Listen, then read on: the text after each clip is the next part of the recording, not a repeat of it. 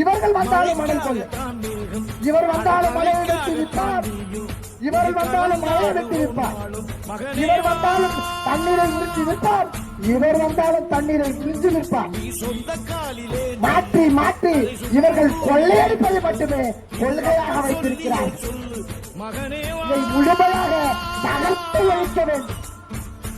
இதை முழுமையாக மாற்ற வேண்டும் என்றால் மாற்றத்திற்கான எளிய மக்களின் அரசியல் புரட்சியை செய்து கொண்டிருக்கின்ற நாம் தமிழர் கட்சிக்குத்தான் நீங்கள் வாக்கு செலுத்த வேண்டும்.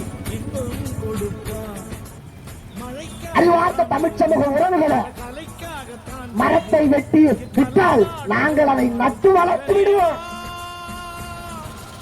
மண்ணை எடுத்து நீங்கள் விட்டால் யார் அதை உருவாக்கி தர முடியும்?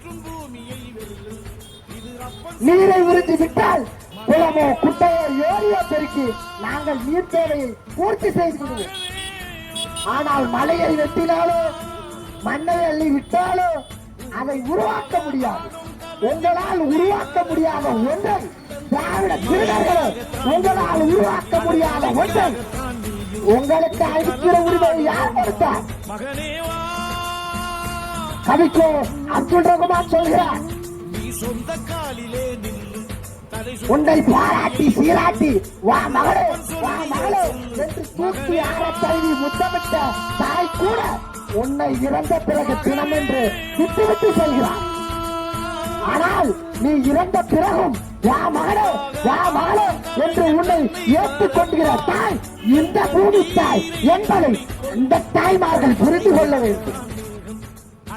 விலை உயர்ந்த ஆபரணங்கள், விலை உயர்ந்த பட்டாடைகள், வைரம், தங்கை, உங்களுக்கு தேவையான அனைத்தையும் கொடுக்கிறதுக்கு இந்த பூமி தாய்.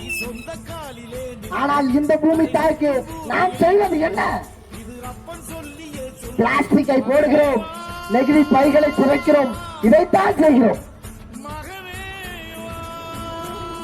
மண்ணை மலையை நேசிக்கிற ஒரே மகன் எங்கள் அண்ணன் செந்தமிழன் சீமான் அவர்கள் மட்டுமே. இன்றைக்கு தமிழ்நாட்டு அரசியலை பெரும் புரட்சியை நடத்துகிறார் அண்ணன் செந்தமிழன் சீமான் அவர்கள். மலைக்காக மாநாடு போடுகிறார், மாடு ஆடுகளுக்காக மாநாடு போடுகிறார், இந்த மண்ணுக்காக மாநாடு போடுகிறார், நீருக்காக மாநாடு போடுகிறார், கடலை ஆற தழுவி அம்மா என்று பேசி மாநாடு போடுகிறார்.